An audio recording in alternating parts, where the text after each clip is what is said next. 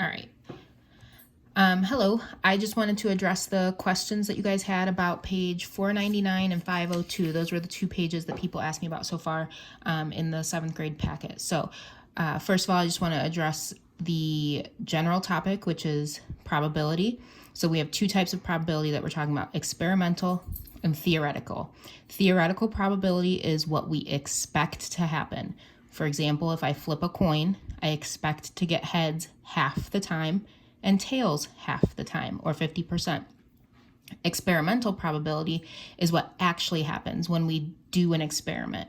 So if I actually flip my coin and say I do it 10 times and I get heads 4 times and tails 6 times, then I got 40% and 60%. So it wasn't quite my theoretical probability, but a lot of times it will be pretty close.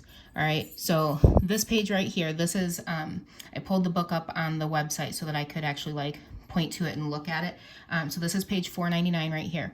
And it says, what is the P of winning sticker? This means the probability of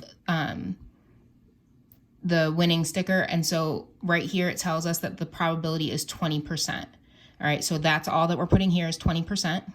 And then they want to know what that is as a fraction out of 10. Well, 20% is 20 over 100, which reduces to 2 out of 10. Okay, so that's all this wants here. Then down here it goes into, Carlos uses whole numbers from 1 to 10 to design a simulation. He generates one number at random. That means he just chooses one number at random to simulate checking the plate. So he said what he's going to do is that if he gets a 1 or a 2, it means he wins. And then if he gets a 3 through a 10, he doesn't win.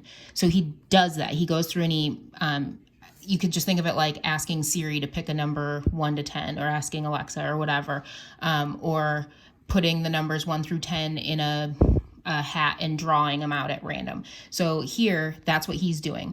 So trial number 1, he got a 5 and then an 8 and then a 1. So he stopped because he finally got a winning number. So it took him 3 tries, or in the case of the story, 3 plates checked to get a win.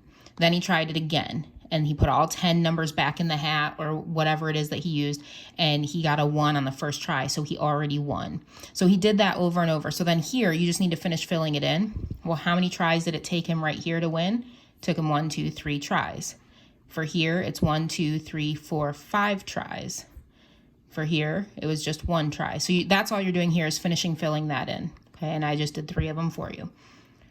So you're just going to count each of these to fill in this. So then it says for trial 1, a winning number appeared after blank plates. Well, how many tries did it take him before he got a 1 or a 2? It took him 1, 2, 3 tries. So that's all we're putting in here. Okay. For trial 2, a winning number appeared after how many plates? So look at trial 2. How many did he do before he got a winning number? That's what's going here. And then here it says how many of the 10 trials showed a winner on the second plate. So how many times did he only draw 2? So here's 1. That's the only one. So it was just 1 time that happened. All right. Then it says the experimental probability of first finding a winner on the second plate is, well, how many times did he find a winner on the second plate? So it was only this one, right? No, sorry, we're looking at second plate now. So how many times? It was this one here, trial 4, and that was the only one where it only took him 2 tries. So the experimental probability is 2 out of how many times it happened? 2 out of 10. Or what is 2/10 as a percent? So that would be 20%, because 2/10 is the same as 20 out of 100.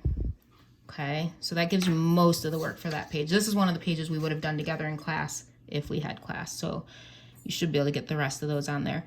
I'm going to jump over to page 502.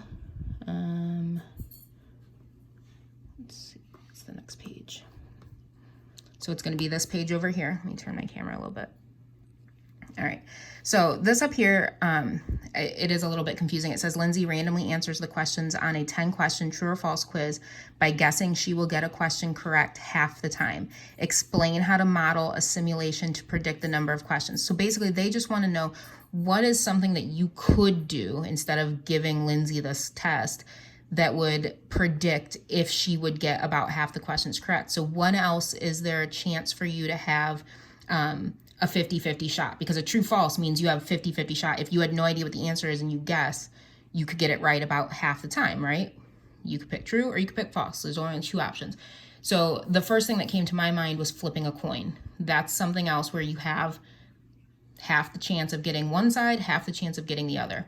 So right here, you could say that Lindsay calls heads a correct answer and tails an incorrect answer, and she flips a coin 10 times and finds out how many times did she get heads.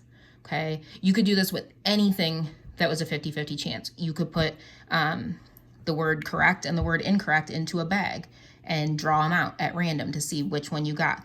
You could, like I said, you could ask Siri or ask Alexa or whatever to pick it for you. That's what I do a lot. Or you could use a spinner, whatever you want, but that's all you're going to do there is just explain an experiment that would work. Then down here, this is similar to that table on that last page I just showed you, and it says that at a new restaurant, 10% of the customers selected at random get a $5 coupon. Sasha wants to use a simulation to find the experiment. She uses a calculator to generate random numbers. With the the graphing calculators, you can ask it to pick a number for you. So it's just like asking Siri to do it, or if you had a 10-sided die, rolling that. It says the number one represents a customer receiving a coupon, and the numbers 2 through 10 represent a customer not receiving a coupon. So right here, we can see in trial 1, this is all the numbers she went through before she got a number 1. Number 2, trial 2, these are all the numbers she went through before getting a number 1. So she did it until she got a 1 each time. So it says which trials show the second customer getting a coupon. So we want to know where is number 1, the second number. So we can see here that trial 10 is the only time that happened. Okay, so it says which trials and how many of the 10 trials show this event occurring. So it was trial 10, which is 1 out of 10. And then here it says find the experimental probability that the second customer gets a coupon. Give your answer as a percent. So here, we want to look at that as a percent. So since it was 1 out of 10, what is that as a percent? You can use your calculator. Remember, do 1 divided by 10 times 100, and that'll tell you what that is as a percent. Or you can think about what is 1 out of 10 as a fraction over 100. And then down here it says find the experimental probability that the 10th customer is the first one to receive a coupon. So here you just want to count up how many times did it take her 10 tries to get a 1. So 1, 2, 3, 4, 5, 6, 7, 8, 9, 10. Trial number 1, it took her 10 tries. So there's 1. So you just want to find out how many of them were 10.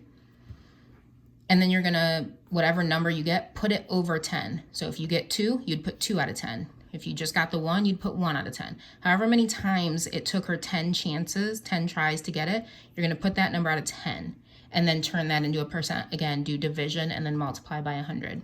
All right. I hope that helps. If you have any other questions for me, please let me know. Or if that didn't help or you're still confused with it, let me know and I will find another way to help you through it. All right.